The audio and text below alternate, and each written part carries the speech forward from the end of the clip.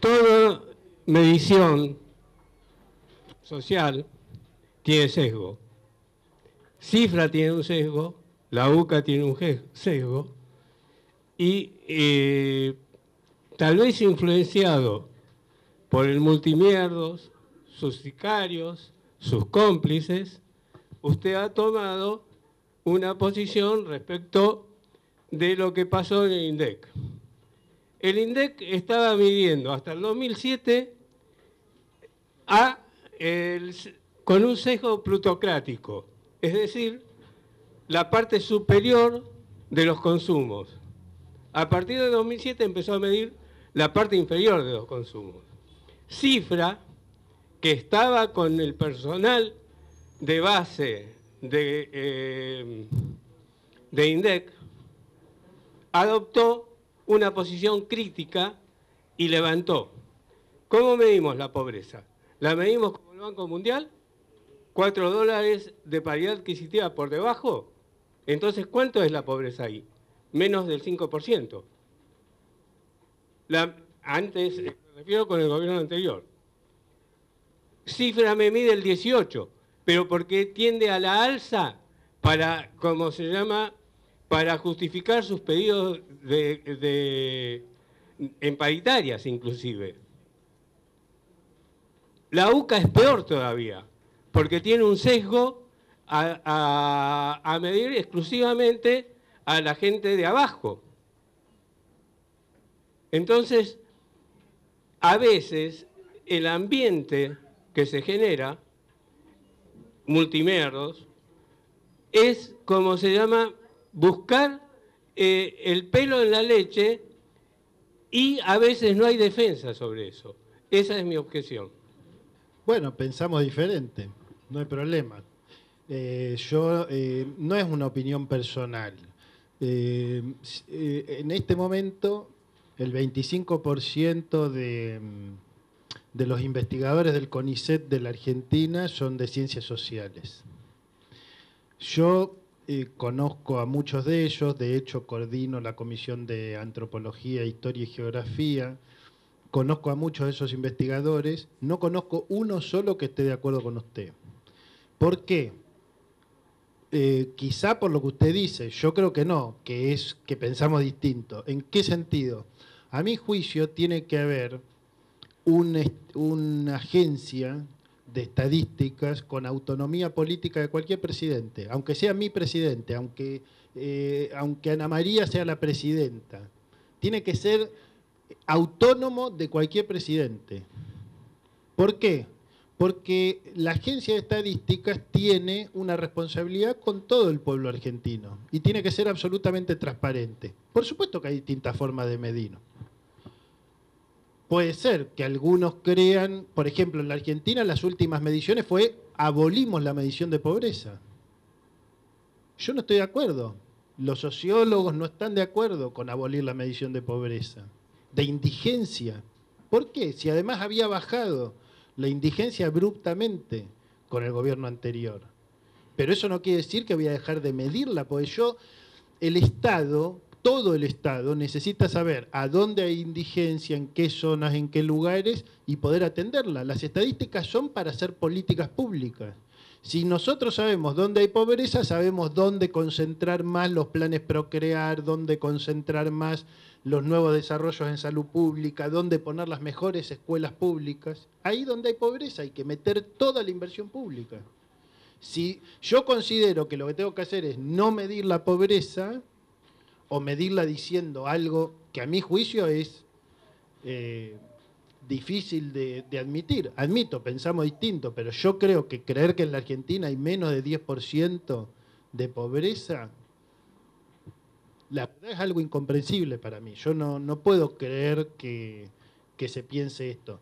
Lo que yo estaba diciendo respecto de Cifra es muy simple. Cifra dice que había 18,5, 19, lo cual me parece muy verosímil, porque conozco bastante el país, por suerte, conozco bastante el área metropolitana, Me parece bastante verosímil pensar que más o menos 1 de cada 5 habitantes de este país vive por debajo del nivel de pobreza. No quiere decir que sean indigentes ni nada por el estilo. Quiero decir, respecto de una construcción, la línea de pobreza es una construcción, es un acuerdo. Bueno, a partir de esta línea para abajo se considera pobre y quiere decir que necesita más cosas para poder cubrir la canasta. No es ni indigente, no es que le faltan proteínas. Cifra decía que había casi 19 y que ahora hay más de 22. Ese es el sesgo de Cifra. ¿Cuál es el sesgo de Cifra? Que aumentó 3 puntos la pobreza en 2 meses. Bueno, y que el mes que viene, o sea, este mes que estamos viviendo va a volver a aumentar porque aumenta la inflación sin que aumenten los sueldos. Y si mañana aumentan los sueldos y baja la inflación, va a bajar la pobreza porque es una ecuación entre... Lo que está haciendo Cifra es básicamente eso, es una información para que podamos tener todo respecto del poder adquisitivo del salario, estableciendo una línea de pobreza en un lugar determinado respecto de la canasta y respecto de la inflación y de las paritarias. Es eso lo que está haciendo, porque hoy estamos en condiciones de saber cuánto gana cada trabajador registrado en la Argentina. Y podemos saber qué se puede comprar con eso. A mi juicio es muy importante... Y yo en ese sentido creo que no solo fue un error lo que se hizo en el INDEC, sino que fue un error que costó muy, muy caro. Muy, muy caro. Creo que hay errores que se cometieron que no costaron tan caro. Creo que hay cosas que se hicieron muy bien y costaron muy caro. Como dicen muchos compañeros, dicen, no, nosotros perdimos por lo que hicimos bien. Yo creo que eso es una mirada muy parcial. Es una mirada... que no termina de captar que hay cosas que sí se hicieron mal y habría que haberlas hecho de otra manera. Y que esa es una discusión honesta. No hay por qué no poner eso sobre la mesa si a mí lo que me importa es el futuro. A mí lo que me importa es el futuro. ¿Cómo voy a ir a dialogar con el 51% para decirle, en el futuro yo quiero que haya una agencia de estadística de otro tipo? Sí, yo no quiero volver ahí. Ahora es este gobierno el que está metiendo la mano en la cuestión de la inflación. Entonces, en ese sentido, a mi juicio, soy un investigador científico de las ciencias sociales, creo que hay una objetividad que tiene que construirse para poder tener un acuerdo interpartidario sobre cuáles son las estadísticas argentinas. Siempre una muestra es opinable, siempre un censo es opinable, siempre discutible. Tienen que ser discusiones transparentes, tomadas con un sentido que se vincule a los intereses de las grandes mayorías. Acá viene una pregunta que alguien envió. Dice que hablaste de paciencia en el camino de construcción del proyecto, pero que hay urgencias inmediatas, como los jueces, como el nombramiento o la designación de jueces de la Corte. ¿Se puede esperar que ellos defiendan la Constitución, la Carta Máxima, cuando la iban a violar al estar dispuestos a asumir por decreto? Estoy de acuerdo, está muy bien, digamos. De la misma manera en que no podemos tener paciencia frente a un hecho inaceptable como el hecho de que hoy hay presos políticos en la Argentina. No podemos tener paciencia, no puede haber... o chicos baleados, o represión, o violación a los derechos humanos. No se puede tener paciencia con eso. Yo no estoy planteando que hay que tener paciencia con eso. Quiero plantear lo siguiente. Creo que, por un lado, hay un desafío hoy, que es interpelar a los legisladores de la oposición para exigirles, por favor, cuáles son los decretos de necesidad y urgencia que ellos van a derogar en el Congreso de la Nación. Acá hay 8 decretos de necesidad y urgencia que tienen que, según la Constitución Nacional, ser evaluados por la Cámara Bicameral o por una de las 2 cámaras, etcétera.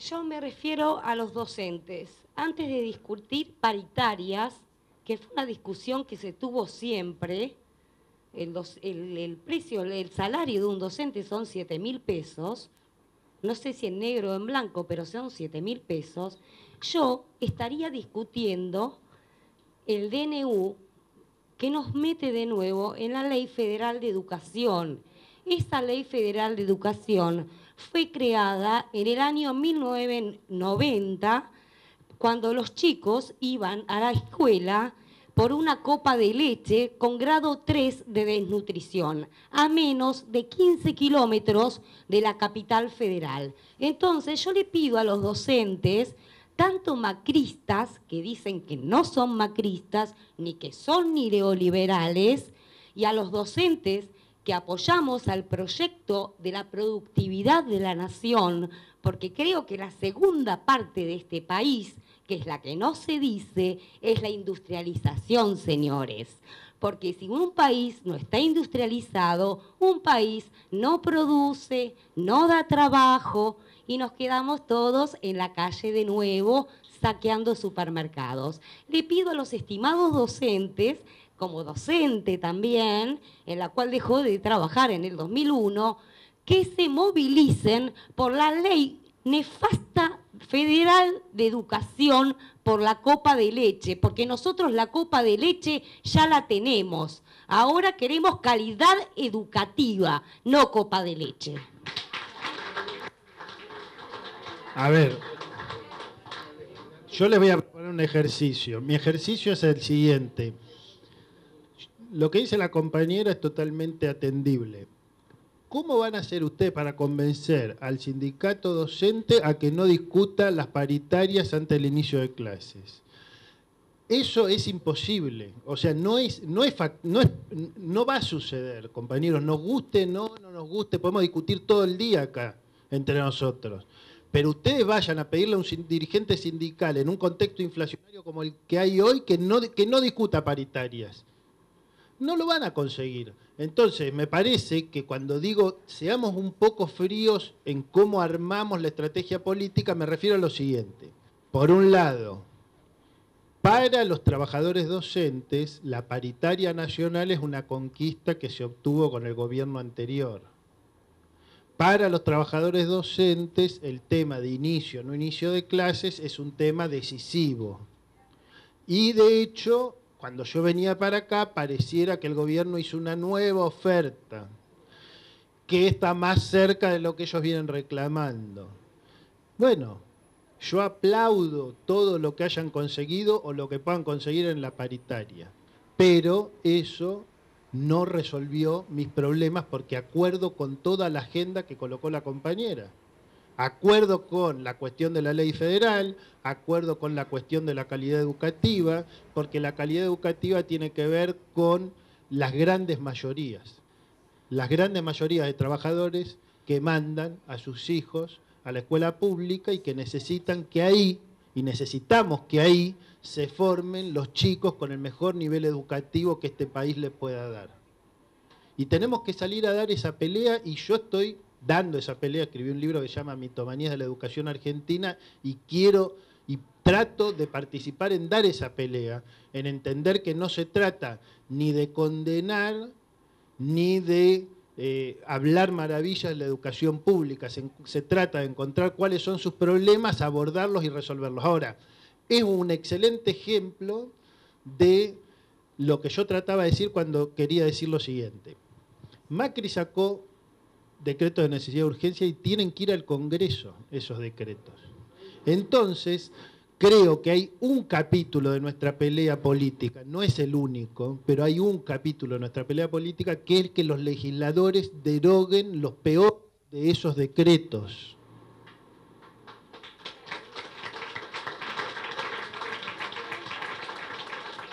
Lo voy a decir con el decreto más grave de todos, que es el decreto que nombra jueces en la Corte Suprema de Justicia. No se resuelve ese decreto ahora haciendo bien las cosas como dice la Constitución. Ese decreto es una vergüenza para la democracia argentina y tiene que ser derogado por el Congreso Nacional. Y hay que pedirle a los legisladores de la oposición que deroguen ese mamarracho, porque si no lo derogan, cualquier futuro presidente va a poder volver a ser el mismo mamarracho y es inaceptable.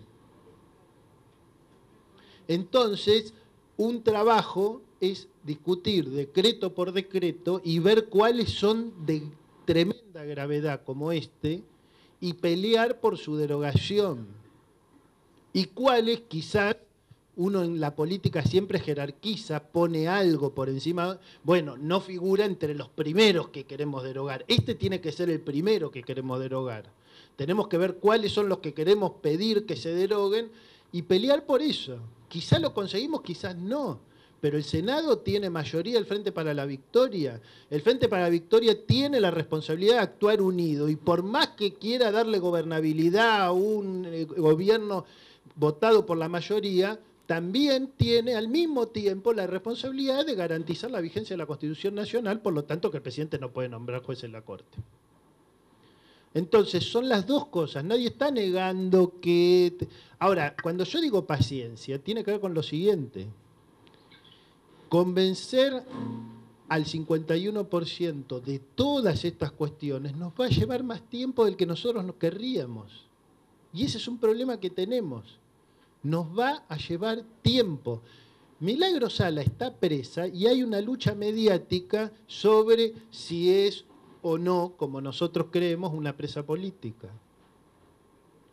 ¿No es cierto? Y esa lucha va a seguir y nosotros querríamos convencer a toda la sociedad inmediatamente, pero todos sabemos que en este país, cuando hubo desaparecidos, los organismos de derechos humanos no convencieron inmediatamente. Las Madres de Plaza de Mayo tuvieron mucha paciencia. Empezaron a dar vueltas en el 77, eran un grupúsculo así. Entonces nadie puede decir yo no pienso tener paciencia, porque las luchas políticas no se resuelven de un día para otro. Yo creo de verdad que el que crea que se va a resolver de un día para otro se va a frustrar y en 2 meses por ahí no viene a estas reuniones. Acá el problema es que una de las cosas que tenemos que hacer como militantes es formarnos en la paciencia respecto de aquellos que queremos convencer, porque si ya estuvieran convencidos de lo que nosotros pensamos, no hubiera pasado lo que pasó en la Argentina. O sea que es una batalla que no depende de mi voluntad. De mi voluntad depende que la salgo a dar la batalla. Pero después tengo que ver cómo se va construyendo ese diálogo. En ese sentido yo planteaba la cuestión de la paciencia. No respecto de lo que nosotros decimos, sino de cuánta adhesión despierta lo que nosotros decimos. Aprovechando que vos sos becario en el CONICET o trabajas en el CONICET y en la UNSAM, me gustaría saber cuál es la situación de los trabajadores y trabajadoras del CONICET y de las universidades, teniendo en cuenta todo lo que se ha hablado y lo que ha estado hablando este gobierno, ¿no?, sobre educación y ciencia. Yo, digamos, soy profesor universitario, investigador con CONICET y al mismo tiempo soy argentino, entonces para mí claramente hoy no están en la agenda de prioridades políticas porque no hay por ahora un ataque tan grave como el que estoy viendo en términos más generales. O sea, obviamente el trabajo de CONICET está muy afectado por la cuestión inflacionaria, igual que todos, con el problema adicional de que no tiene paritarias. El trabajador docente universitario tiene el problema adicional de que la paritaria vence en junio, porque nadie tenía el cálculo, o el gremio por lo menos no tenía el cálculo de que iba a explotar de esta manera la inflación. Sabemos que en uno de los decretos se pidió relevamiento de información del personal contratado en el CONICET y de otro personal del CONICET, y eso generó, y hay una situación de alerta entre los miembros del CONICET de decir, a ver, ¿de qué se trata? Y de hecho, no sé, Ana María también es del CONICET, no sé si estará de acuerdo, yo creo que los trabajadores del CONICET estamos muy alertas en general y tenemos mucho temor de lo que pueda pasar con la ciencia en la Argentina porque apostamos a la ciencia, porque la ciencia es nuestra vida, porque sabemos que una parte del futuro de la Argentina se juega en la capacidad de construcción de conocimiento científico, sabemos que en ese sentido sí, no es independiente nuestro trabajo del proyecto político al que adherimos porque es ese proyecto, el proyecto de industrialización, el proyecto de una economía con conocimiento, con tecnología, etcétera. Ese proyecto es el que necesita la producción científica y tendemos a creer, o creemos, o tenemos la convicción de que otros proyectos económicos como los neoliberales no necesitan la producción científica. No quieren la producción científica y están los antecedentes a la vista. Ahora, al mismo tiempo que tengo los 90 a la vista, con todo lo que sabemos que pasó en el CONICET en los 90, tampoco yo quiero adelantarme a venir acá a generar una alerta cuando hay represiones que ya están sucediendo en la Argentina. Hay gente, digamos, lo que pasó en la 1114 pasó. Entonces yo no puedo comparar eso con el temor honesto y legítimo que tenemos los trabajadores del CONICET, pero donde no hay, o sea, sí, pidieron esta información, pero de ahí a inferir que eso implica que van a tomar una medida que todavía no tomaron, yo no puedo venir acá a denunciar una medida que no tomaron cuando tengo mucho para denunciar de lo que sí hicieron en otras áreas, ¿no? Entonces, son temas que nos preocupan porque sabemos el valor de lo que implica tener 9.000 trabajadores científicos en la Argentina, tener los organismos de ciencia y técnica de la Argentina. Lo que la Argentina avanzó en estos años es muy difícil de explicar al gran público, digamos. Se puede ver en algunas metáforas que condensan, ¿no? El INVAP, alguna forma de producción tecnológica, pero hay muchos otros elementos que es mucho más difícil. Quizá Encuentro en ese sentido ayudó a difundir algunos de esos avances también. Sabemos lo que son las universidades, porque, por ejemplo, en la universidad en la que yo estoy, el 70% de los estudiantes no tiene padres que hayan ido a ninguna universidad en toda su vida. O sea, son los primeros universitarios de su historia familiar. Sabemos lo que eso implica y por eso vamos a defender ese logro, porque es un logro de la sociedad argentina toda. Y en ese sentido hay mucho para defender y estoy seguro de que la comunidad científica educativa está muy convencida de esa tarea, pero bueno, por ahora estamos a la expectativa de cuáles serán las primeras medidas. Yo creo que no es casualidad que no haya empezado por estas áreas. Recordemos, digamos, que en términos, digamos, para recordar el menemismo, una de las formas emblemáticas es el CONICET, el mandar a lavar los platos a los científicos, etc. Y para recordar a López Murphy, o sea, López Murphy se va porque ataca a la universidad pública, ¿no? López Murphy no se va por ninguna otra razón que porque ataca brutalmente a la universidad pública. Inmediatamente, incluso los militantes de su propio partido salieron a las calles, ocuparon la ciudad y cayó el ministro de Economía. O sea, hay antecedentes de que, por suerte, por historia, por luchas de muchos años y en distintos momentos, la universidad pública argentina es una de las herramientas más democráticas, en el sentido de uno de los mecanismos al cual muchos argentinos pueden acceder y moverse del lugar social del que provienen a través de esos estudios.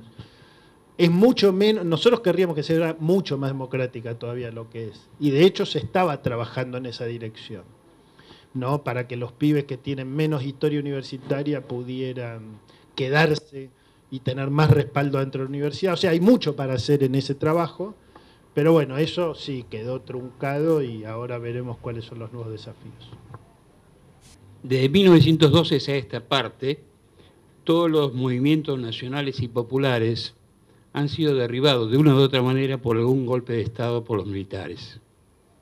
Esta fue la primera experiencia que un proyecto, ni nacional ni popular, no hablo de un proyecto de Macri porque no existe, fue derrotado por la democracia. A su experiencia, a su estudio, ¿cómo lo ve culturalmente? ¿En qué posición estamos? Si podemos decir que un proyecto nacional y popular responde a una cultura y un proyecto extranjerizante responde a otra cultura. Bueno, o sea, creo que hay dos dimensiones distintas y quisiera detenerme en cada una de ellas en la pregunta. Por un lado, sí, sabemos que las élites argentinas, los sectores dominantes de la Argentina, construyeron con bastante éxito una idea de un país europeo que, por alguna razón que no se entiende, vino a dar justo acá en el medio de países de indios y de negros, tales como ellos lo veían, ¿no? O sea, una suerte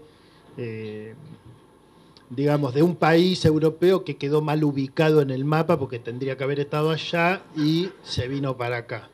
Entonces, desde ese punto de vista, viene ya esa famosa cuestión de Sarmiento, de civilización y barbarie, donde lo popular es el problema, ¿no? Y la cuestión es dominar la barbarie a través de imponer la civilización de distintas formas. Una fue la educación pública en Sarmiento y la otra era los tiros, y estaba vinculada con otras historias que conocemos, como la campaña del desierto, la que Sarmiento no tiene nada que ver, pero Roca fue su máximo protagonista.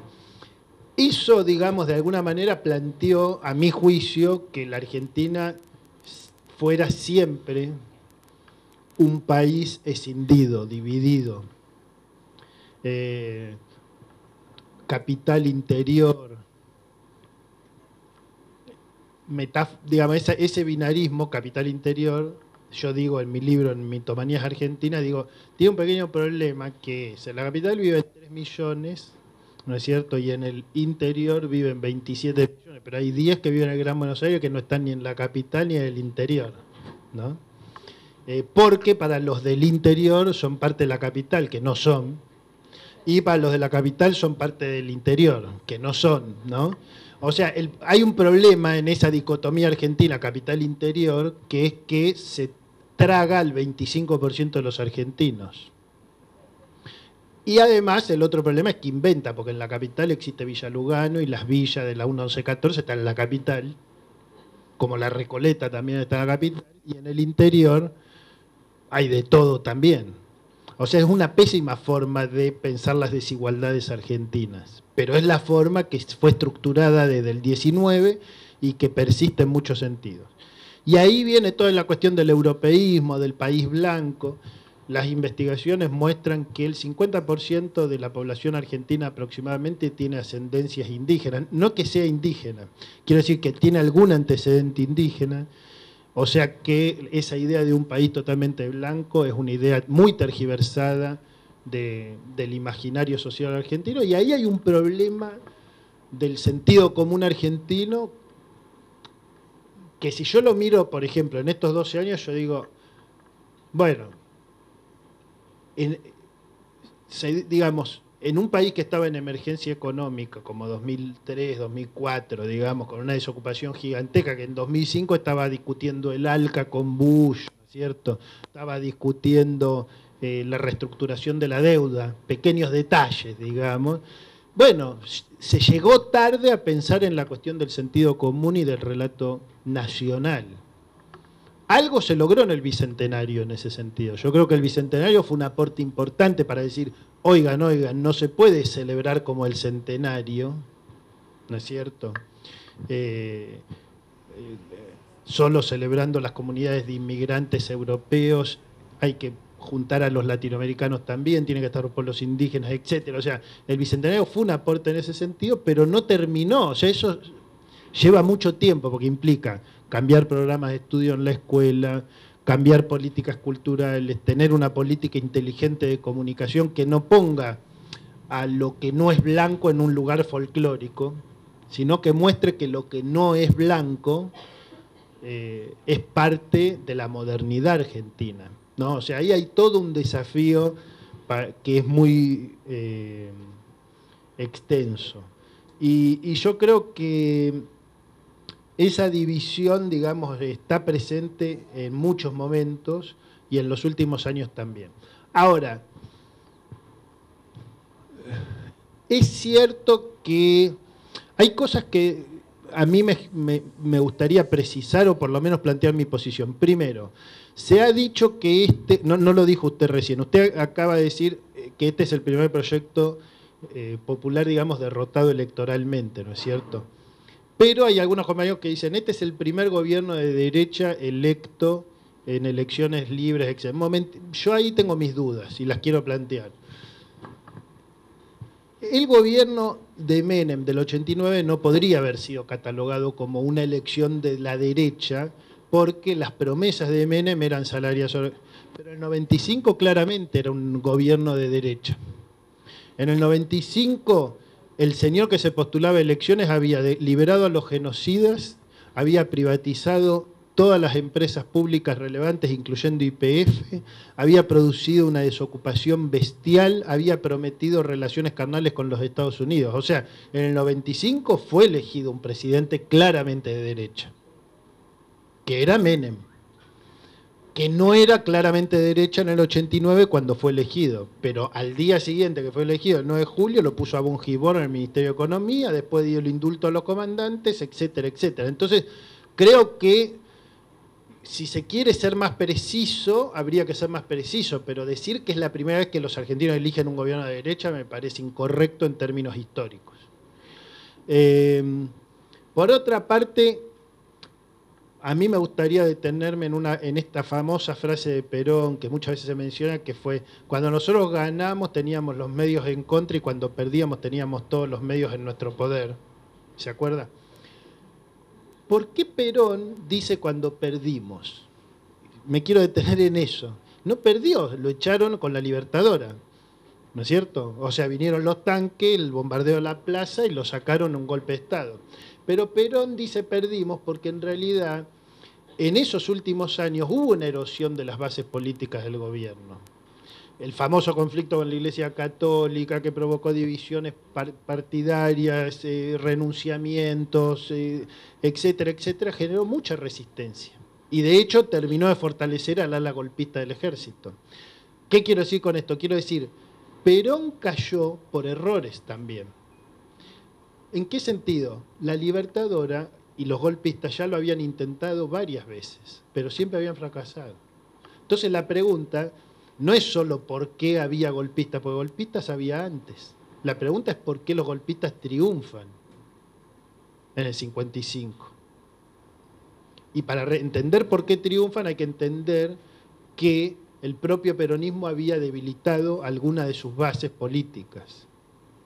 Y me parece que ahí hay una clave para entender algo de lo que pasó en el país en ese momento. Tampoco se puede decir, como dice, hay algún compañero que dice, esto que estamos viviendo es la Libertadora sin tanques. Es una frase absurda porque alguien dijo el otro día, Lilita Carrió decía que el kirchnerismo era nazismo sin campo de concentración. Bueno, solo Lilita Carrió. Ahora, quiero decir, más allá de Lilita Carrió, aviso, no existe nazismo sin campo de concentración. Tampoco existe Libertadora sin tanques. La Libertadora es con tanques, si no, no es Libertadora, es otra cosa. La derecha no es siempre la derecha, hay muchas derechas distintas. Hay que tratar de entender, y nos va a llevar tiempo entender, todas las características que pueda ir desplegando esta derecha que está gobernando en este momento la Argentina. Para mí las metáforas sobre el pasado son malas. Por ejemplo, esto es la dictadura pésima, ganó por elecciones. Esto es el menemismo pésimo también. Esto es otra cosa, el menemismo fue una cosa, la dictadura fue otra cosa, esto es otra cosa y nos va a llevar un tiempo tratar de entender las especificidades que a su vez implican especificidades de cómo confrontar contra esto, que no son las mismas que cómo se confrontó contra otras experiencias anteriores. Yo tengo unas cosas medio ahí como colgadas. Esto que decimos, el 51%, es una diferencia de 300.000, 400.000 votos. Resulta que yo acostumbro a mirar en el fin de semana unos programas que debo ser yo la que los escucha nada más, de la Daya, escucho al Papa bendiciéndonos, qué sé yo. Y de pronto, en los días posteriores al 10 de diciembre, me noté un poquito sobreexcitado al presidente nuevo de la Daya y a un secretario que ha nombrado de Cultura, que es un señor mayor que venía. Y era, digamos, tenía un discurso como si nosotros hemos llegado al poder.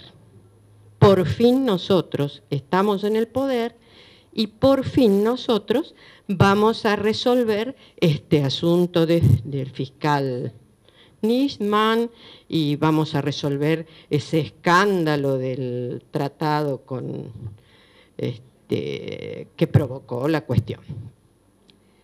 Por otro lado, me entero extrañamente de que hay una cantidad de iglesias pentecostales que estarían encolumnadas atrás del voto macrista. Y yo digo, bueno, por ahí estoy buscando razones un poco rebuscadas para el fracaso y qué sé yo, pero digamos que a mí no me gusta descartar para no repetir. Se ha tenido en cuenta este detalle de que aparentemente hay como unos compromisos o unos votos más o menos comprados o cooptados o lo que fuera, pues yo de eso no puedo dar fe, pero suena, debemos investigarlo, porque también hacemos unos números y da esa diferencia. Eso y algún error de carga, ya está. Para no sentirnos, acuerdo con todo lo que vos proponés, de revisar, de reflexionar, pero que esto no se nos escape. Mi punto sería así, no hay que considerarlo por lo siguiente. Primero, en el caso de la comunidad judía es muy sabido y conocido y hay ejemplos públicos y notorios que está dividida hace muchos años en torno a muchos temas. La AMIA tiene ya distintas corrientes, frente al la cuestión del acuerdo con Irán tuvo distintas corrientes y frente a la situación de Nisman también tuvo distintas corrientes. ¿Cómo? Claro, no, pero quiero decir que la DAIA no a ver, quiero decir dos cosas. Primero, la DAIA no mueve votos políticos automáticamente y además no tendrían ese peso. Segundo, los evangélicos, que son mucho más que el 3%, pero mucho más que el 3% en la Argentina, tampoco mueven, tenemos muchas investigaciones antropológicas, no mueven los votos políticos de esa forma. Además, lo que tenemos que mirar en la Argentina es lo siguiente. Hay que mirar lo siguiente. ¿Cómo se perdió en la provincia de Córdoba? Por 70% a 30%. No es la gran concentración evangélica de la Argentina ni la gran concentración de la DAIA. O sea, el gobernador de la provincia de Córdoba y la mayoría de la oposición de la provincia de Córdoba tomó una decisión. Por otra parte, ya hace rato que el kirchnerismo viene corriendo desde atrás en Santa Fe, ni que hablar en la capital, y además, salvo en la elección presidencial, que se salió muy justito en la provincia de Buenos Aires, pero en la provincia de Buenos Aires, que era donde había que hacer una diferencia y no se hizo, digamos, también tiene repercusión sobre una elección que terminó por menos del 3%. O sea, mi mirada no es ni religiosa, ni vinculada a los pentecostales. Ah, está bien. Bueno, por eso digo, creo que el punto central, justamente por eso lo mencionaba antes, el tema de la diversidad territorial, ¿no? O sea que en cierto sentido cada provincia es un mundo, cada ciudad es un mundo, y el tema de la derrota en Jujuy, o sea, son una serie de derrotas muy relevantes. Cuando uno mira el mapa de la Argentina, es relevante ver qué fue lo que pasó en toda la zona centro, digamos, de la Argentina y en otros lugares, y cuáles fueron las diferencias en esos lugares. Yo creo que ahí está muy claro lo siguiente, que el 48,6% no es un voto al kirchnerismo, es un voto antimacrista. El antimacrismo es mayor que el kirchnerismo. Y si el kirchnerismo quiere protagonizar la construcción de un nuevo proyecto popular, de una nueva etapa de proyecto popular, solo podría hacerlo si entendiera que el antimacrismo lo excede y es muy superior y mucho mayor al propio kirchnerismo, que obtuvo el 37%. Eso también es ser crudo con las realidades y los votos para tratar de entender quién apoya qué. Porque del 37 a 48,6 hay todo un trayecto, así como hay otro trayecto del 34 a el 51, ¿no es cierto? Creo que cuestiones de ese tipo pueden ser cruciales para lo que sucede el año que viene en el proceso electoral y en cómo se piensen las estrategias electorales para 2017.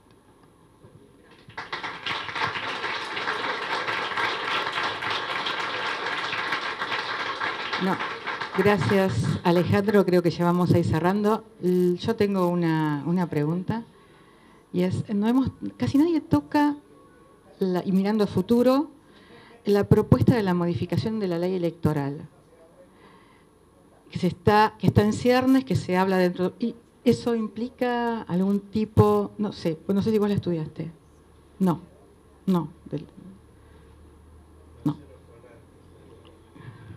Salió, o sea, hay alguien que ya está pensando, digamos, hay gente que está pensando, el gobierno está pensando en cambiarla. Me pregunto si al cambiarla puede haber modificaciones que sean importantes, que impliquen más dificultad justamente en el aglutinamiento de otras visiones. Lo que sí te puedo decir es que modificaciones a las leyes electorales son las modificaciones que requieren de máximo consenso en cualquier contexto democrático. O sea, de hecho, la reforma, por ejemplo, que introdujo el tercer senador, el senador por la minoría, fue una reforma acordada por el oficialismo y la oposición en su momento.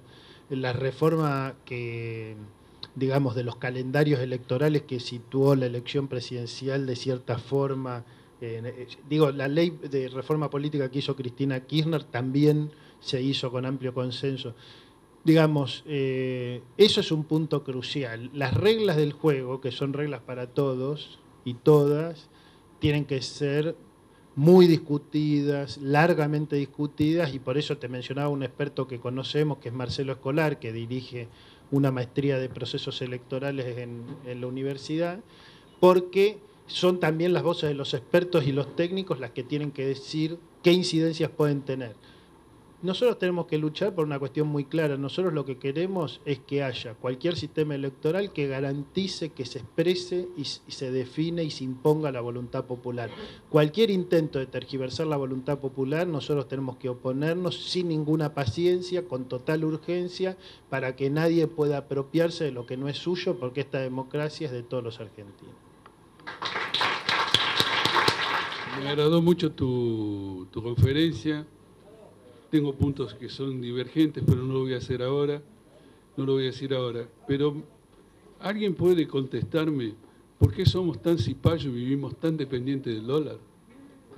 Es una pregunta muy importante. Solamente te puedo decir, digamos, dos cosas. Me parece que en la Argentina hubo algunas experiencias,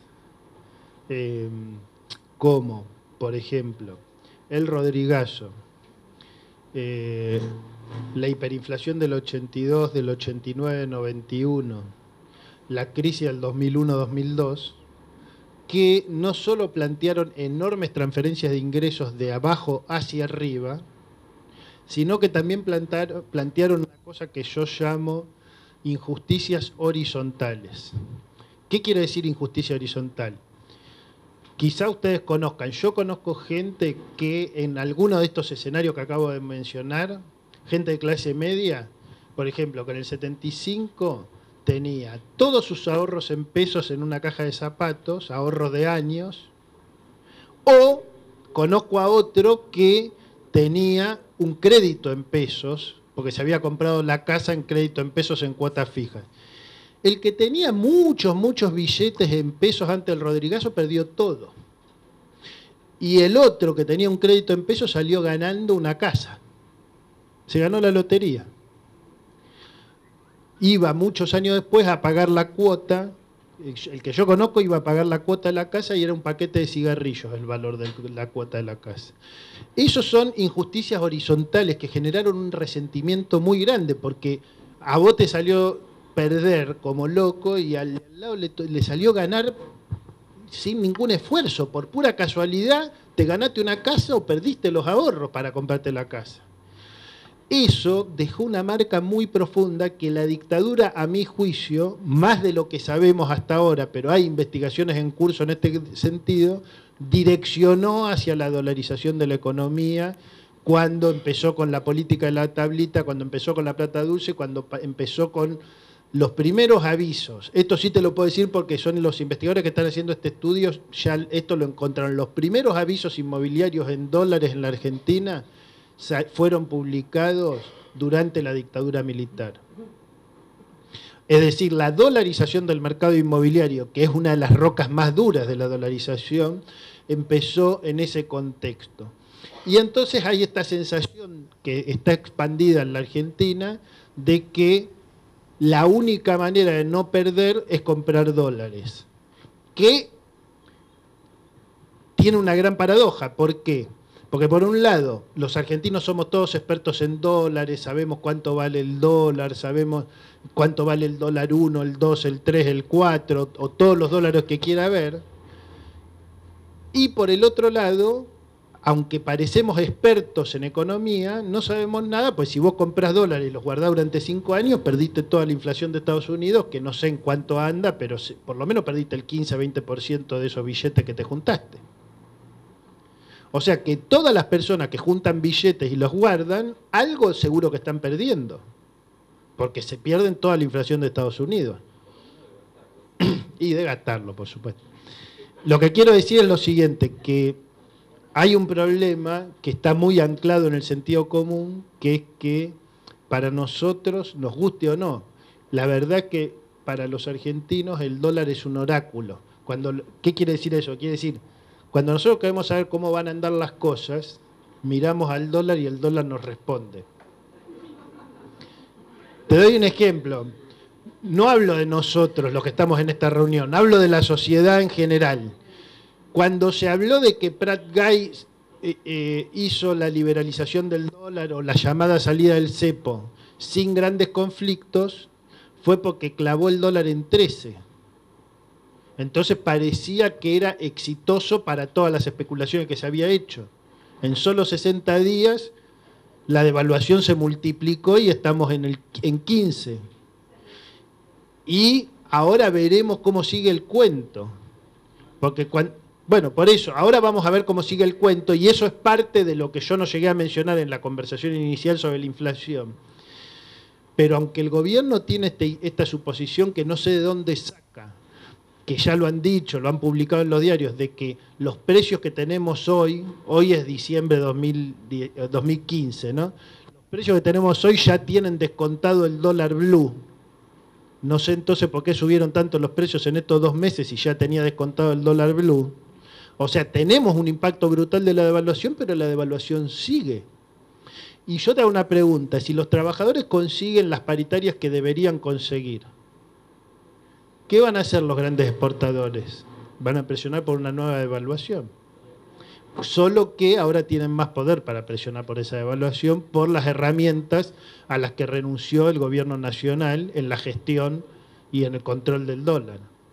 Y en la apertura hacia los capitales golondrinas de una manera totalmente descontrolada que ni países como Chile están dispuestos a hacer, permitiendo la entrada y salida de divisas de una manera totalmente alocada, que es lo que hundió a Brasil en parte en el problema económico en el que está atravesando en este momento. Entonces creo que el problema del dólar es un problema que hay que encarar, pero que lamentablemente no se encaró con éxito.